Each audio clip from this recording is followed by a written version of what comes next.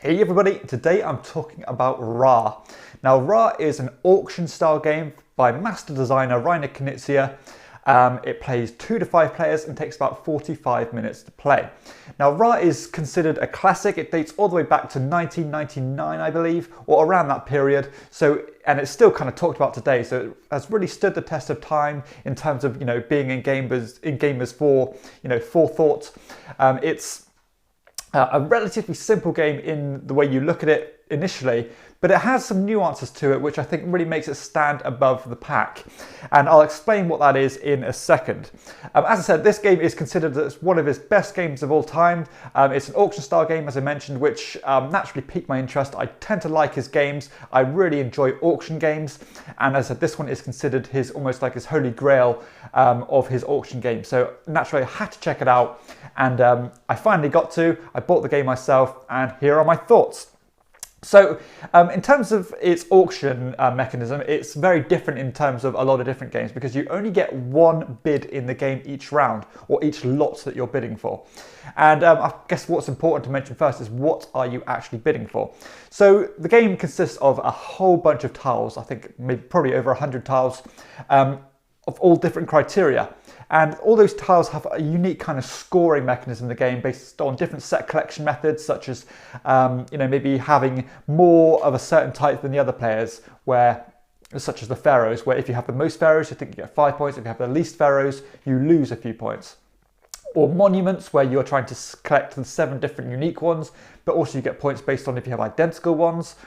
Or you've got just pure points out there. You've got the different kind of professions out there where, as again, with a set collection, you're trying to get all the different unique ones. But if you don't have any of them, then you lose points as well.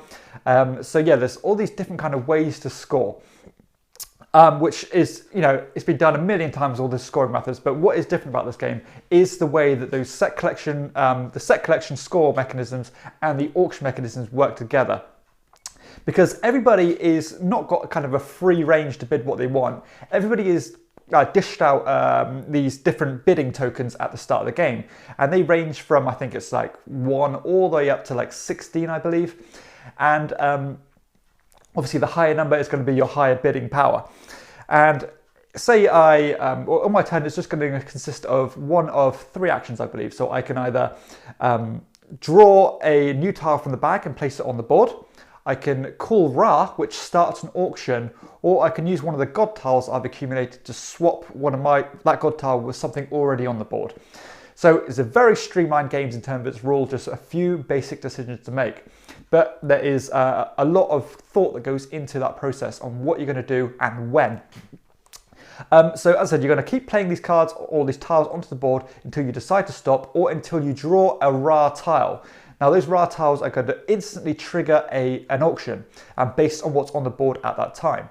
So let's say I had 4 tiles on there, I draw a Ra tile, then the person to my left will get to bid first. And as I said, you get 1 opportunity to bid.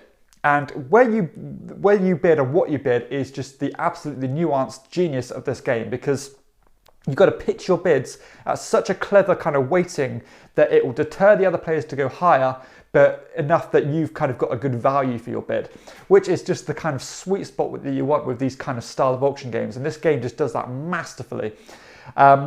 Because as I said, you've only got a certain amount of bids you can do in those rounds as well. So as you're bidding, your tiles are going face down, and for each round, and the game is kind of divided into three rounds in total, you have a limited amount of bids, so you've got to be very careful about when you're going to use those tokens most efficiently.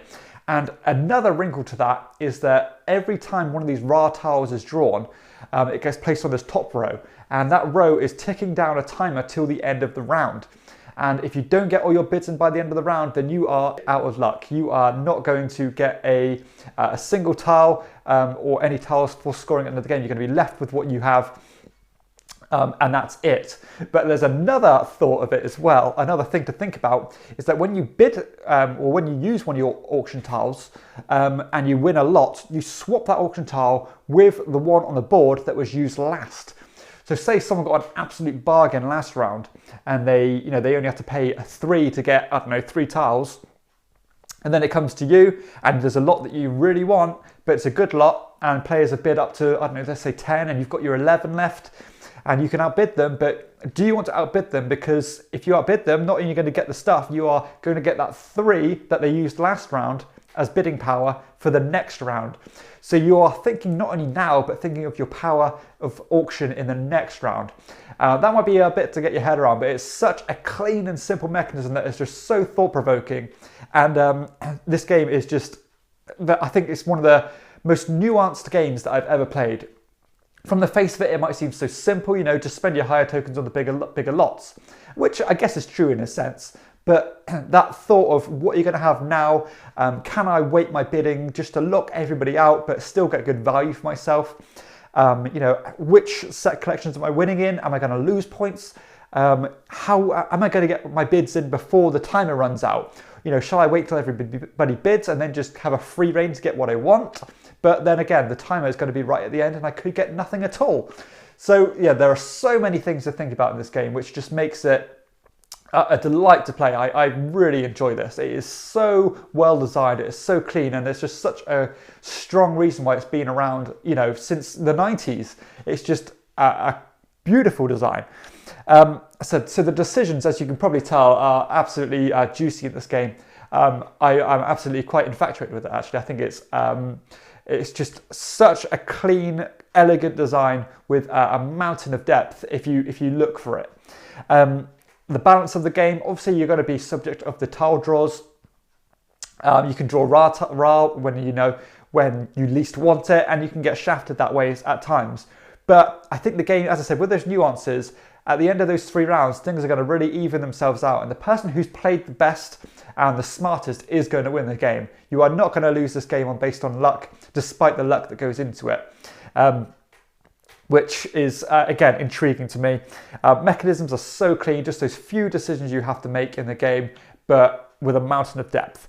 And the time frame as well, just about 45 minutes to play this game, maybe even shorter with, I don't know, with a couple of players. It just really does fly by. It's so much meat in such a short time frame.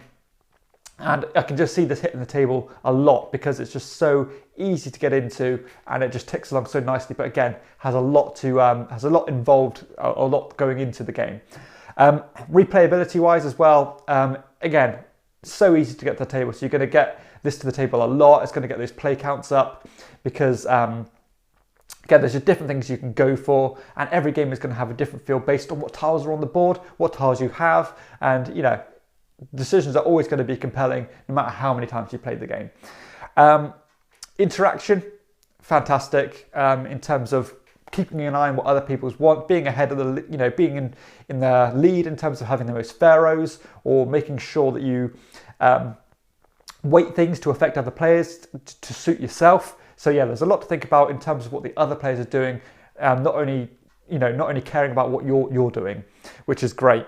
Aesthetically, I've got the Wind Rider Games version here, but there are lots of versions of this game, as you'd probably expect from the game that's 20 years old. But yeah, the version I have is really nice looking. And to be honest, all the other versions are really good looking as well. I think the authentic kind of Egyptian feel to it just suits the game really well. I mean, don't get me wrong, it doesn't have any kind of thematic ties, but I like the look of it, I like the name of it, I like the pieces, and the artwork is fantastic. And component quality as well is absolutely fine.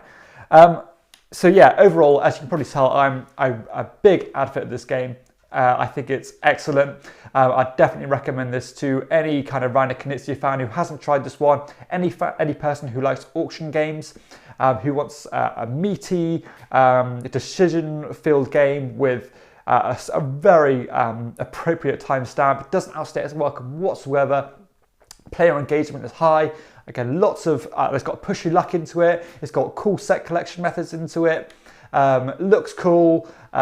Easy rules overhead. As I said, yeah, not really a bad word to say about this one at all. That is Ra by Reiner Knizia, an excellent game. Go check it out now. That concludes my review of Ra. If you have enjoyed it, please hit like and subscribe to my channel, and check out my other videos too. For everyone else, I'll see you next time on Chairman of the Board. Bye.